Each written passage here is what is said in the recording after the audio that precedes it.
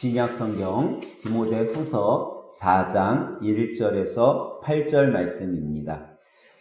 하나님 앞과 살아있는 자와 죽은 자를 심판하실 그리스도 예수 앞에서 그가 나타나실 것과 그의 나라를 두고 엄히 명하노니 너는 말씀을 전파하라. 때를 얻든지 못 얻든지 항상 힘쓰라.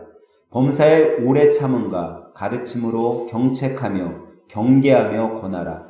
때가 이르리니 사람이 바른 교훈을 받지 아니하며 귀가 가리워서 자기의 사욕을 따를 스승을 많이 두고 또 그 귀를 진리에서 돌이켜 허탄한 이야기를 따르리라. 그러나 너는 모든 일에 신중하여 고난을 받으며 전도자의 일을 하며 내 직무를 다하라. 전제와 같이 내가 벌써 부어지고 나의 떠날 시각이 가까웠도다. 나는 선한 싸움을 싸우고 나의 달려갈 길을 마치고 믿음을 지켰으니 이제후로는 나를 위하여 의의 면류관이 예비되었으므로 주 곧 의로우신 재판장이 그날에 내게 주실 것이며 내게만 아니라 주의 나타나심을 사모하는 모든 자에게도니라. 아멘. 할렐루야. 오늘 이 아침에는 우리 옆에 분들, 앞뒤 분들과 인사할 때 이렇게 인사하도록 하겠습니다. 바로 알고, 바로 믿고, 바로 전해요 하고 인사하도록 하겠습니다. 바로 알고, 바로 믿고, 바로 전해요. 좀 길어하고 헷갈리세요? 반복적인 말인데. 여러분, 바로 알고, 바로 믿고, 바로 전하는 우리 모두가 되길 주님의 이름으로 간절히 축원합니다. 여러분께서는 이단이 왜 생긴다고 생각하세요? 이단. 우리가 이야기하는 이단들이 우리나라에도 많이 있습니다. 이 이단들이 왜 생길까요? 그리고 또 이 이단들의 문제가 또 무엇이라고 여러분들 생각되세요? 예전에 제가 초등학교 다닐 때, 여러분들이 초등학교 다닐 때만 해도 우리 안에 방공이라는 말들이 참 많았어요. 그래서 이 방공, 특별히 지금 요 정도 됐을 때 3월달에서 4월달 막 이렇게 지나갈 때는 무슨 대회가 있었어요? 방공 포스터 대회가 있었어요. 근데 이 방공 포스터 보면은 우리 친구들이 초등학교 때 친구들이 공산당을 그리잖아요. 어떻게 그렸어요? 다 뿔이 달려있고 뭐 창 같은 걸 들고 있고. 그래서 우리가 어렸을 때는 공산당 하면 악마같이 생긴 줄 알았어. 다 정말 뿔이 있고 막 삼지창 같은 거 들고 있고 그런 사람이 공산당인 줄 알았어요. 근데 제가 나이가 들고 학년이 올라가다 보니까 공산당이 그렇게 생긴 사람들이 아니더라고요. 공산당도 똑같이 우리와 똑같은 모습에 똑같은 사람들이었어요. 그냥 평범한 사람들이었어요. 그러면 여러분 생각에 이단은 어떤 것 같아요? 이단들 우리 개신교회, 우리 뭐 기독교라고 하는 교회와 전혀 다른 그런 사람이 이단들일까요? 우리가 공산당 어렸을 때 생각했던 그 공산당들처럼 뿔이 있고 전혀 다르게 살아가는 사람들이 이단들일까요? 아니라는 거예요. 이단들도 여러분과 제가 보는 이 성경 말씀을 똑같이 보고 있어요. 그래서 그들은 또 하나님을 믿는다고 얘기를 해요. 어떻게 보면 우리가 그냥 생활 속에서는 이단을 구별하기가 참 힘들죠. 근데 왜 우리가 그들을 이단이라고 정죄하고 그런 사람들과는 사귀지도 말고 그런 곳에는 가지도 마세요. 그들도 성경 공부를 한다고 하고 모임을 가져요. 근데 그 모임에는 가서도 안 돼요 라고 이야기할 거예요. 그들이 성경을 공부하지 않았어요? 성경을 믿지 않았어요? 아니라는 거예요. 그들이 잘못 행하고 있는 거는 성경보다 다른 이념, 다른 사상을 더 위에 두고 있기 때문에, 성경을 믿지 않아서가 아니라 성경을 부정하기 때문에 이단이 아니라 성경보다 더 위에 권한을 두고 있기 때문이에요. 때로는 교주의 말이 성경보다 앞서는 경우도 있어요. 때로는 자기 이단 교단에서 만든 어떤 지침이 성경보다 위에 있을 때가 있어요. 그리고 그 때문에 우리가 그들을 이단으로 정죄하고 우리가 멀리하는 거죠. 또 때로는 그 이단 같은 데 가면요, 우리나라는 아직까지도 유교적인 사상, 불교적인 문화 이런 것들이 많이 지배되어 있어요. 그래서 예수님을 믿는 사람들도요, 주술적인 것들 막 행하는 경우가 많아요. 근데 이 이단들은 이 주술적 행위들을 많이 행해요. 어떤 날은 무슨 색깔 옷 입으면 안 돼. 또 이사할 때는 뭐 없는 날 이사해야 돼요? 손 없는 날 이사해야 돼. 또 때로는 그들은 성경대로 지킨다고 하면서 뭐라고 이야기하면 안식일은 거룩하기 때문에 안식일 날은 물건을 사서도 안 되고 일을 해서도 안 돼요 라고 이야기해요. 얼핏 들으면 이분들이 더 성경을 잘 따르는 것 같아요? 아니에요? 성경을 더 잘 따르는 것처럼 느껴질 때가 있어요. 분명히 안식일은 거룩하니 우리가 거룩하게 지키라 라고 성경에 나와 있잖아요. 그러면 안식일인 오늘 주일날 여러분들 물건을 사거나 돈을 벌거나 하면 될까요? 안 될까요? 안 되잖아요. 근데 이거는 율법이에요. 율법은 예수님이 오심으로 말미암아 세상의 율법은 다 깨어지는 거예요. 주님으로 오심으로 말미암아 주님이 율법이 되신 거예요. 그러니까 예수님이 율법의 완성이지 사람들이 만들어 놓고 이야기하고 뭔가 성경보다 위에 두려고 하는 것들이 율법이 될 수 없다라는 거예요. 그런데 그런 것들을 강요하기 때문에 그들이 이단이 되고 있고 그들은 사회에서 정죄받고 있는 거죠. 그리고 그 이단들이 또 이야기하는 것 중에 하나가 자신들 위에는 구원받을 사람이 있어요, 없어요? 없어요. 신천지는 14만 4천 명 안에 들어야지만 자신들, 이 신천지 안에 있는 사람들, 처음에 신천지가 만들어졌을 때에는요, 14만 4천 명이 되지 않았기 때문에 그들은 신천지에 14만 4천 명 믿는 사람이 되면은 무조건 다 구원받는다 했어요. 그걸로 이제 이 세상이 끝난다 그랬어요. 근데 이 신천지가 너무나도 포교 활동을 잘해서 이제 14만 4천 명이 훨 넘었어요. 지금 뭐 신천지 같은 경우 한 30만 넘는다고 그러더라고요. 그러면은 14만 4천이 훨 넘었잖아요. 그러면 이 사람들이 어떻게 돼야 돼요? 다 구원받았어야 되잖아요. 근데 이제 너무 많아지니까 뭐라고요? 그 안에도 포교 활동 잘하고 전도 잘하고 교육 잘 받는 14만 4천 명만 구원받는다라고 이야기를 해요. 근데 여러분 성경은 우리들에게 말씀하고 있죠. 디모데후서 3장 15절에 보면 또 어려서부터 성경을 알았나니 성경은 능히 너로 하여금 그리스도 예수 안에 있는 믿음으로 말미암아 구원에 이르는 지혜가 있게 하느니라 라고 말씀하고 있어요. 구원은 무엇으로 받아요? 믿음으로. 한 명이 됐든 만 명이 됐든 100만 명이 됐든 1억 명이 됐든 뭐만 하면 돼요? 믿기만 하면 되는 거예요. 예수님을 믿기만 하면 다 구원받는 거죠. 그렇기 때문에 우리가요 성경을 바로 알아야 된다라는 거예요. 여러분과 제가 성경을 바로 알고 바로 믿고 바로 전하는 자가 돼야 된다라는 거죠. 그래서 오늘은 이 성경인 복음, 우리가 구원의 기쁜 소식이라고도 하고 구원의 복된 소식이라고도 하는 이 복음에 대해서 여러분들과 함께 이 아침에 생각해 보면서 은혜를 나누려고 합니다. 첫 번째로 우리가 살펴볼 것은 그러면 이 복된 복음이라고 하는 이 기쁜 복음이라고 하는 이 복음이 과연 무엇냐라는 거예요. 아마 신앙생활을 하는 분들은 다 알고 있죠. 복음은 뭐죠? 하나님의 말씀. 구원의 말씀이라는 걸 잘 알고 있어요.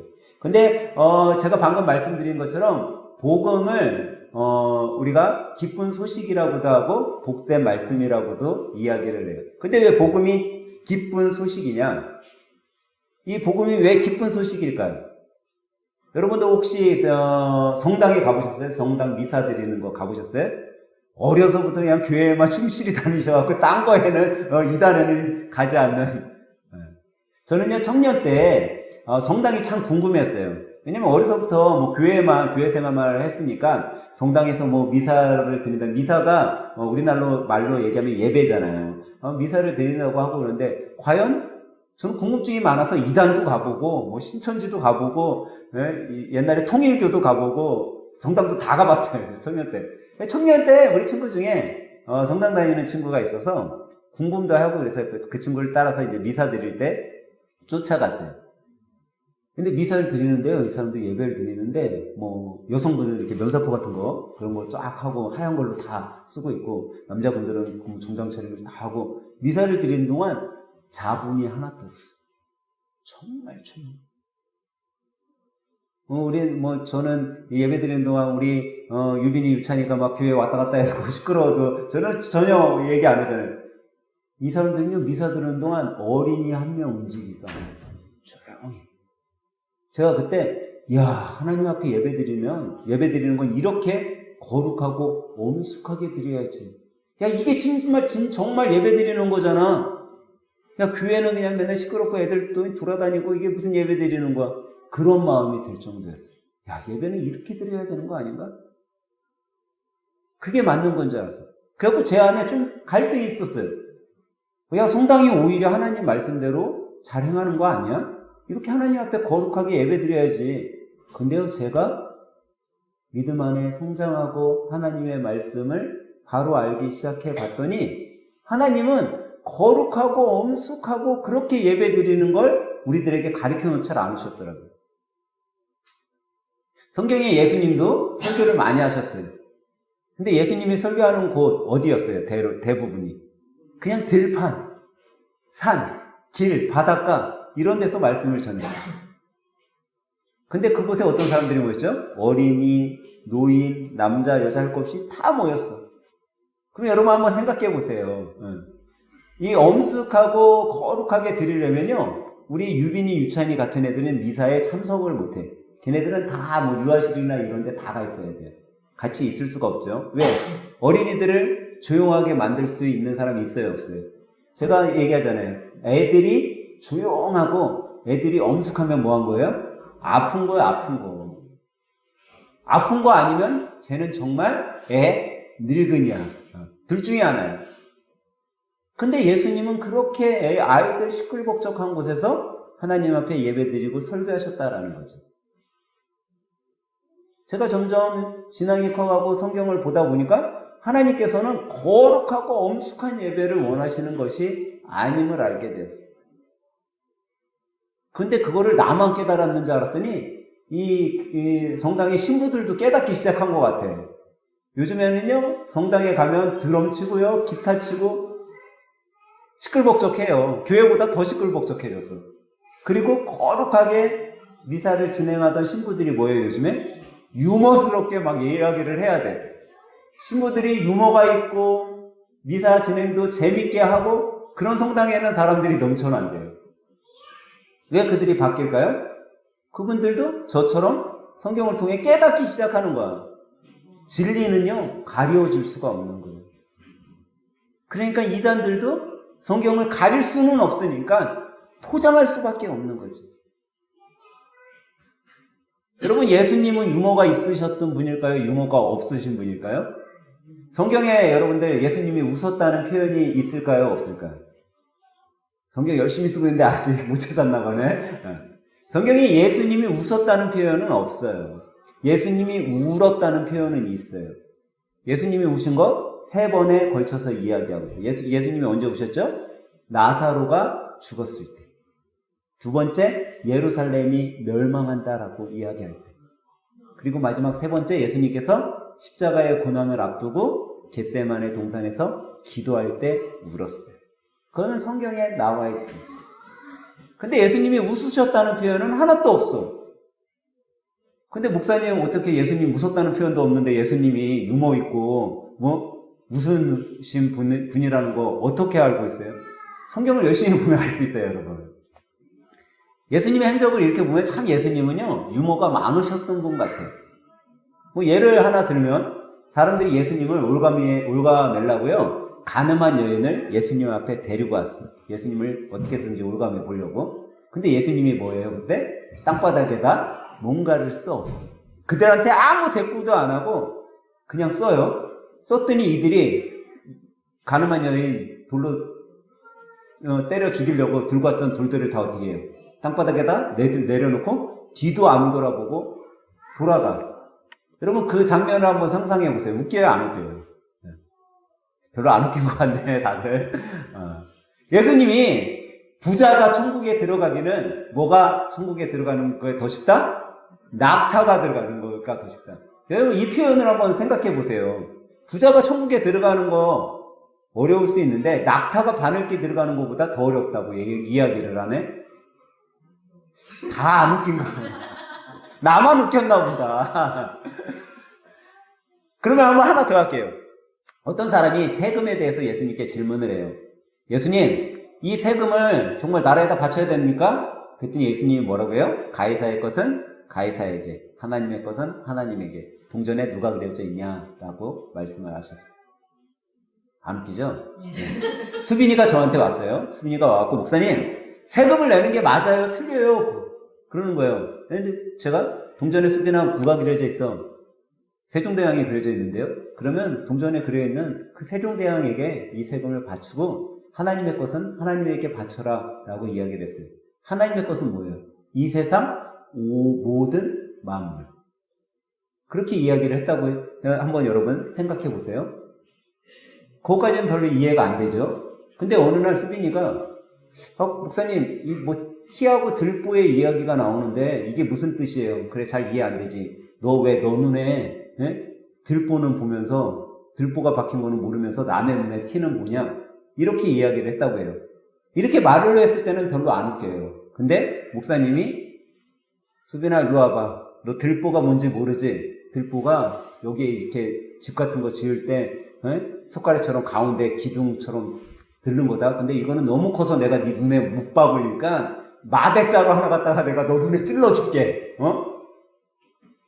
너 왜 남이 잘못한 거 아주 조그만 티는 보면서 너 잘못은 모르니까 내가 마대자루 네 눈에다가 꽂아줄게. 그거 한번 알아봐라. 그런다고 하면 목사님이 얼마나 어때요? 되게 무식하잖아. 근데 예수님은 그런 설명을 하고 있는 거예요. 차라리 이쑤시개 너 눈에 들어간 이쑤시개나 성냥개피는 보지 못하냐 이렇게 말씀했으면 사람들이 이해가 됐을 거예요. 근데 예수님은 눈에다가 여러분 들보를 넣을 수 있어요, 없어요? 없어. 말도 안 되는 이야기로 이 사람들에게 예를 들어주고 있는 거예요. 말도 안 되는 거. 근데 이 사람들이 조금이나마 예수님의 말에 어떤 트집을 잡을 수 있었어요, 없었어요? 없는 거예요. 호황된 말을 하는데도 아무도 트집을 못 잡아. 그 모습을 여러분들이 옆에서 지켜본다라고 생각을 해보세요. 웃기겠어요, 안 웃기겠어요? 여러분 텔레비전 프로에 보면 코미디 프로 있잖아요. 코미디 프로 보잖아요, 여러분들. 코미디 프로가 왜 웃긴지 아세요, 여러분? 사람들이 앞에서 웃긴 거를 해놓고 자기는 웃어요, 안 웃어요? 안 웃기 때문에 웃긴 거예요. 같이 자기가 하면서 막 웃으면서 해봐요? 그러면 코미디 프로가 별로 재미가 없어. 어떻게 해서든지 자기는 참아야 돼. 참다가 한번 웃음이 딱 그 코미디언도 같이 웃으면 어때요? 배가 되는 거죠. 근데 참지 않으면 절대 웃기지 않아요. 처음부터 웃으면서 막 코미디 한다고 생각해 보세요. 웃기겠어요? 안 웃기겠어요? 근데 예수님은요, 자기 본인이 어떤 웃긴 말을, 웃긴 행동을 했지만 한 번도 웃음을 자아내지 않은 거예요. 그러니까 옆에 있는 사람들이 보았을 때에는요, 너무 웃긴 거죠. 이 장면이 너무 웃길 수밖에 없는 거예요. 너무 웃기니까 사람들이 뭘 만들었는지 아세요? 여러분 사막에 갔더니요, 사막에 바늘귀를 만들어 놨어요. 바늘귀로. 진짜로. 바늘귀가 어떻게 돼 있어요, 여러분? 구멍이 뚫려 있잖아. 실을 넣을 수 있게. 그거를 사막에다 아주 크게 만들어 놨어요. 그리고 그 가운데로 뭐가 지나가요? 낙타가 지나가. 여러분 이런 장면, 성경에 이런 장면을 보면요, 예수님은요 참 유머가 있으신 분 같아요. 어떻게 해서든지 설교를 할 때 사람들에게 이해가 되게 하면서 정말 얼투당투 사람들이 생각할 수 없었던 그런 예화를 통해서 그들을 깨닫게 해주게, 그들을 돌아가게 만들고 그들이 품었던 하늘 돌멩이를 내려놓게 만드는 그런 유머를 갖고 계신 분이었다라는 사실이에요. 근데 왜 예수님이 이런 유머가 있었냐? 그 원인이 있는데 그게 뭐냐면요, 복음은 무슨 소식이에요? 기쁜 소식이었기 때문이에요. 기쁨의 소식이니까 이 기쁨의 소식은 웃음을 자하게 만드는 거죠. 여러분 나사로가 죽었다가 살아났을 때 이 나사로의 집에 기뻤을까요? 슬펐을까요? 울음이 있었을까요? 아니면 웃음이 있었을까요? 웃음이 있었어요. 여러분 생명이 살리는 곳에는 기쁨이 있는 거예요. 웃음이 있는 거예요. 근데 죽음이 있는 곳에는 슬픔과 아픔밖에 없는 거예요. 근데 이 복음이 바로 여러분과 저에게는 기쁨의 소식이라는 사실을 여러분 깨달으시기 바랍니다. 그래서 우리가 오직 복음만이 여러분과 저를 예수 그리스도께로 인도하는 길임을, 그 기쁜 소식임을 깨달으셔서 복음을 항상 우리 삶 가운데 가까이 두고 또 묵상하고 살아가는 여러분 되시길 간절히 축원합니다. 그러면 두 번째로 여러분 우리가 살펴볼 것은요, 이 기쁨의 좋은 소식인 복음을 우리는 어떻게 해야 될까요? 우리는 전해야 된다라는 거예요. 오늘 본문 9절은 이렇게 말씀하고 있어요. 너는 말씀을 전파하라. 때를 얻든지 못 얻든지 항상 힘쓰라. 범사에 오래 참음과 가르침으로 경책하며 경계하며 권하라 라고 말씀하고 있다라는 거예요. 저는 요즘에 참 감사한 것이 하나 있는데, 그것은 우리 하늘쌤 가족들의 삶을 바라볼 때 참 감사함이 많아요. 때로는 어떤 가정의 사업장을 찾아가면 막 찬송가가 나오고 찬양이 흘러나오고, 또 어떤 우리 학생을 보면 친구한테 그래도 교회 가자고 전화하고 또 데려오기도 하고, 또 어떤 자매는 그래도 자기 삶 가운데 예수님을 전하고, 그런 것들을 제가 이렇게 옆에서 보면서 너무나도 감사함을 느껴요. 그래도 각자의 삶 속에서 예수님을 전하고자 하는, 전도의 삶을 살려고자 하는 그런 노력들이 보이니까요. 근데 제가 이 전도에 대해서 여러분들에게 이야기할 때마다 우리나라의 전도 왕들을 좀 소개하는 경우가 있어요. 제가 오늘 여러분들에게 소개할 이 전도 왕은 주한장로교 아시죠? 여기 주안에 있다가 부평에다가 이제 성전을 크게 져갖고 옮겼던 이 주한장로교에 계신 권사님이에요. 이 권사님은 안광자 권사님인데, 이 안광자 권사님은 지금도 뭐 전도왕으로 아주 유명하신 분이죠. 이 주한장로교의 안광자 권사님이 20여 년 동안 전도한 사람이 무려 7만 명이에요. 그렇게 많이들 놀라지 않는데, 여러분, 우리 동구 주민이 몇 명인지, 여기 우리 교회가 동구거든요. 동구 전체 주민이 몇 명인지 아세요? 5만 9천 명이에요. 동구 전체 인원이. 근데 그 동구 전체 주민보다 더 많은 사람을 전도한 거예요. 어마어마하죠. 근데 이 안광자 권사님이 어느 날 주안역에서 전도를 하게 됐어요. 청년을 전도하는데, 예수 믿으세요, 청년. 예수 믿어 구원받습니다. 근데 얘가 듣지도 않지 하고서 막 가는 거예요. 근데 이 권사님이 집요하게 따라가면서, 청년 예수 믿어야지 정말 구원받아. 예수 꼭 믿어야 돼. 그래야 천국 간다. 근데 이 청년이 뒤로 돌아서 이 권사님을 주먹으로 얼굴을 강타했어요. 그래갖고 코에 맞아서 코피가 막 나면서 권사님이 쓰러졌어요. 근데 쓰러진 이 권사님을 발로 또 걷어차고 막 밟은 거예요. 근데 이 권사님이 거기서 항상 전도하는 사람이니까 주위에 상가들 사람들이 알잖아요. 그러고서 이 청년이 가버렸어요. 그랬더니 그 노점상에 있는 분들, 가게에 있는 분들이 나와서 이 권사님한테, 저 청년 깡패라고, 쟤한테는 전해도 안 된다고, 여기에서 유명한 애라고 그러면서 택시에 태워서 병원으로 보냈어요. 근데 한 며칠이 지나고 나서 이 권사님한테 전화가 온 거야. 여보세요? 그랬더니, 아주머니 제가 누군지 아세요? 그러더래. 누구냐고. 주안역에서 아주머니를 때리는 청년입니다. 그러더래. 그랬더니 자기 얘기를 하는 거예요. 그날 이후로 제가 한숨도 잠을 제대로 잔 적이 없습니다. 그래요. 왜 잠을 못 자냐했더니, 꿈속에 피범벅이가 돼서 쓰러져 있는 아주머니의 모습이 꿈속에 계속 나타나서 자기가 잠을 잘 수가 없었대. 네, 저도 교회에 가도 됩니까? 그러더래요. 그래갖고 이 권사님이 이 청년을 교회에 데리고 갔어요. 이 청년이 신학을 공부하고 전도사가 되고 지금 필리핀에서 선교사로 있는 김기영 선교사예요. 뭐 이런 일들이 허다하게 이 권사님 삶 속에 있었죠. 근데 사실 이 권사님이 처음부터 예수님을 믿게 된 분은 아니에요. 이분은 아들이 하나 있는데 5대 독자 아들이 있었어요. 근데 이 아들이 기관지 뭐라고 할까요? 호흡기 질환으로 인해 너무나도 그 병이 낫지 않아. 병원이란 병원은 다 쫓아다니고 5대 독자니까 얼마나 잘했겠어요. 낫질 않는 거예요. 이 어려움 속에 있을 때 어떤 분이 이 권사님한테 전도를 했어. 예수님 믿으면은 하나님이 치료해 줄 수도 있어. 근데 워낙 자기는 뭐 유교 집안이니까 나한테 예수 얘기도 하지 마라. 나는 우리 애가 죽어도 교회 안 나가. 하나님 안 믿어. 그러니까 나한테 예수 얘기도 하지 마. 남편도 똑같았어요. 그런데 어느 날 병원에서 연락이 온 거예요.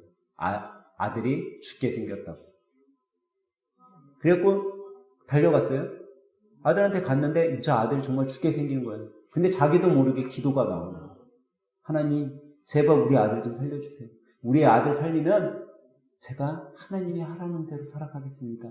하고 기도를 했어요. 그런데 갑자기 아들이 호전되기 시작을 하는 거예요. 근데 이 아들이 병이 나서 퇴원을 하게 됐네.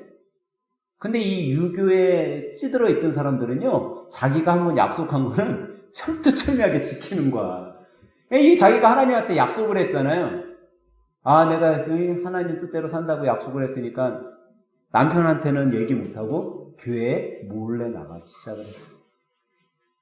교회에 몰래 나가가지고 다니다 보니까 예수님을 깨닫게 되고 예수님을 알게 되고 예수님을 아니까 우리 자식을 살려준 게 예수님이네. 전할 수밖에 없는 거지. 전도하기 시작을 했어요. 근데 이 소식을 누가 알게 돼? 남편이 알게 돼. 그날서부터 남편이 이 권사님을 구타하기 시작했어요. 매일매일 매맞는 거예요. 너 교회 가면 죽여버린다. 수없이 매를 맞으면서도 교회 나갔어. 어느 날 남편이 와갖고 이야기해. 우리 이혼하자 이제. 나 너 때리는 것도 싫고 그러니까 우리 이혼하자 그래. 근데 안강자 권사님이 끝까지 기도하고선 참았어. 그리고선 계속 기도하는 거죠. 하나님, 나도 만나주시고 우리의 자녀도 살려주신 하나님, 우리 남편도 좀 만나게 해주세요. 근데 어느 날 남편이 집에 들어오는데 눈물을 그렁그렁 하면서 들어오더래요. 그러더니 막 통곡을 하더래. 집에 딱 들어오자마자 4층, 자기네가 4층에 살았는데 4층까지 울면서 들어오자마자 펑펑 울더라는 거예요. 그래서 여보 왜 그래? 그랬더니 그 짧은 시간에 예수님을 만난 거예요. 이 남편이. 그러더니 여보 나도 이제 예수님을 믿을래. 나도 교회 같이 갈래. 그래서 이 남편도 예수님을 믿게 되었어요. 근데 이 남편분이 김상순이라는 건설 회사를 차렸던 분이에요. 그래서 이 회사 이름이 김상순 건설 회사예요. 근데 이분이 예수님을 만나고 다윗건설이라고 여러분 들어보셨어요? 다윗건설이라는 회사로 이름을 바꿨어요. 그 장로님, 지금 장로 됐죠? 그 장로님이 바로 다윗건설 장로님이 바로 이 전도한 안강자 권사님의 남편이에요. 이 권사님이 하는 얘기가 있어요. 여러분들 심은 대로 거두게 됩니다. 여러분들이 분명 심은 것은 그대로 거두게 될 거예요. 여러분 우리는요, 우리나라의 이 수많은 전도왕처럼 될 수는 없을 수도 있어요. 근데 여러분과 제가 어떻게 심느냐에 따라서 우리의 삶도 바뀔 수 있다는 거예요. 여러분 복음은 기쁜 소식이에요. 이 기쁜 소식을 여러분들이 삶 가운데 심으면요, 그 기쁜 소식은 기쁨의 열매로 여러분의 삶 가운데 다가오게 될 것임을 믿으시기 바랍니다. 마지막 세 번째로 우리가 볼 것은요, 여러분과 저는요, 복음 안에서 사랑이 넘치는 사람이 돼야 된다라는 거예요. 여러분들은 사랑에 대해 생각해 보면 어떤 생각이 드세요? 제가 자주 말씀드린데 사랑을 받아본 사람이 사랑을 한다라고 말씀드렸어요. 그렇기 때문에요, 여러분, 전도는 누가 할 수 있어요? 구원받은 사람이, 구원을 받아본 사람이 전도하는 거예요. 사랑도 많이 받아본 사람이 사랑을 할 수 있는 거죠. 여러분들 중에는 만약에 이렇게 생각하시는 분도 있을 거예요. 나는 별로 사랑을 받지 못하고 살아요. 라고 하는 분들도 있을 거예요. 목사님, 예전에 연애할 때는 사랑 많이 받았는데 지금은요, 사랑의 사자도 저는 모르겠어요 하는 분들도 있을 거예요. 근데 한번 여러분들 생각해 보세요. 이 이야기 속에 나는 과연 이 사람보다 사랑을 받고 있나? 한 청년이 있었는데 이 청년이 범죄를 저질러서 교도소에 들어가게 됐어요. 근데 이 교도소 생활을 하다가 뭐 우리 담임 목사님도 젊었을 때는 교도소 사역 많이 가셨잖아요. 교도소 안에서 한 목사님을 알게 돼요. 이 목사님이 예수님을 전했어요. 근데 이 복역이 끝나고 나왔는데 어디 갈 데도 없고 그랬는데 자기가 교도소에 있을 때 알았던 그 목사님 한번 찾아가자. 그 목사님 찾아갔어요. 그러고는 이야기하는 거예요. 목사님, 저는요 이날 이때까지 사랑이라고는 한 번도 받아본 적이 없는 사람입니다. 아니, 부모도 나를 버려갖고 내가 고아원에서 자라고 고아원에서 켰는데, 나를 낳아준 부모도 나를 버렸는데 내가 무슨 사랑을 받고 여태까지 사는 사람이겠습니까? 그래서 내가 이렇게 범죄자로 살아가는 겁니다 라고 이야기를 했다. 근데 그 이야기를 듣고 있던 목사님이 가만히 있다가 이 청년에게 이야기를 했어요. 당신은 이 세상 누구보다도 더, 나보다도 더 사랑을 많이 받고 산 사람이네요 라고. 이게 무슨 뚱딴지 같은 소리야. 난 부모도 날 버렸는데. 목사님이 말을 또 이어가는 거예요. 여러분, 세상에 자녀들, 부모가 있는 자녀들은 이 어렸을 때, 애기였을 때 부모가 젖을 주고 기저귀를 갈아주고 키웠어요. 왜 그렇게 키웠을까요? 내가 낳은 자식이니까. 부모니까 당연히 해야 될 일이니까 했다라는 거예요. 근데 당신은 어떻죠? 부모가 다 버렸어요. 그러면 당신의 기저귀, 당신에게 젖을 준 사람, 당신이 자라가도록 한 사람은 누구예요? 부모도 아닌 사람. 나하고 아무 상관없는 사람이 당신을 자라도록 사랑을 준 겁니다. 이야기란 당신이 농사를 져서 먹고 산 것이 아니잖아요. 누군가가 당신이 먹고 살 수 있게 농사를 지고 먹을 것을 줬기 때문에 당신이 지금 청년이 되도록 자랄 수 있었던 거지. 당신이 아무 사랑도 누구에게도 사랑받지 못했다면 당신은 이미 어렸을 때 차디찬 곳에서 그냥 죽음을 맛보고 죽었을 거라고. 지금까지 살 수 있었던 거는 누군가 당신을 사랑하는 사람들이 너무나 많았기에 당신이 지금 살 수 있었던 거라고. 이 이야기를 듣고 청년이 마음에 감동이 오고 그 즉시 고아원 원장님한테 찾아갔어요. 그리고 원장님한테 무릎을 꿇고, 원장님, 내가 이거를 알지 못했어요. 내가 이렇게 사랑 많이 받은 걸 알지 못했어요 라고 고백했대요. 여러분, 이 청년의 삶이 어떻게 변했을까요? 완전 바뀌었겠죠. 범죄자의 삶에서 완전 바뀌었겠죠. 여러분, 참 신기하게 사랑은요, 생각만 조금 바뀌어도 내가 사랑을 듬뿍 받고 있는 사람인가, 아니면 내가 사랑받고 살아가는 사람인가를 알 수 있다는 거예요. 여러분, 이 청년보다 여러분들 사랑 많이 받은 것 같아요? 적게 받은 것 같아요? 많이 받고 사는 것 같지 않아요? 우리는 우리 자녀들에게 사랑을 받기도 해요. 우리 부모님에게 사랑을 받기도 해요. 아니면 내 주위에 있는 분들에게 사랑을 받기도 해요. 근데 그것을 내가 생각하지 못했기 때문에 내가 지금 사랑을 받고 살아가는가, 받고 있지 않은가, 우리가 모른다라는 거죠. 저는 오늘 예배드리는 여러분들이 정말 생각의 차이를 조금만이라도 바꿔서, 야, 내가 이렇게 사랑을 듬뿍 받고 살아가는 사람이구나, 그것을 깨닫는다면 여러분도 충분히 사랑을 나눠줄 수 있는 사람임을 여러분 아시기 바랍니다. 여러분, 나는요, 사랑을 충분히 줄 수 있는 사람이에요. 그 중에서도 가장 귀한 사랑, 구원의 그 기쁨의 사랑을 나눠줄 수 있는 사람이에요. 내가 먼저 예수님을 만나서 구원받았기 때문에. 여러분들이 그 예수님을 만났기에 내가 그 예수님을 사람들에게 전할 수 있는 거예요. 저는 오늘 이 아침에 예배드리는 여러분 모두가 먼저 예수님을 만난 자로서 내가 예수님 앞에 받은 그 사랑을 내 주위에 있는 가족들과 친척들과 또 이웃들과 친구들에게 전하며 나눠주며 살아가는 사랑이 넘치는 삶으로 주님께 드려지는 이번 한 주 또 우리의 인생이 되길 주님의 이름으로 간절히 축원합니다.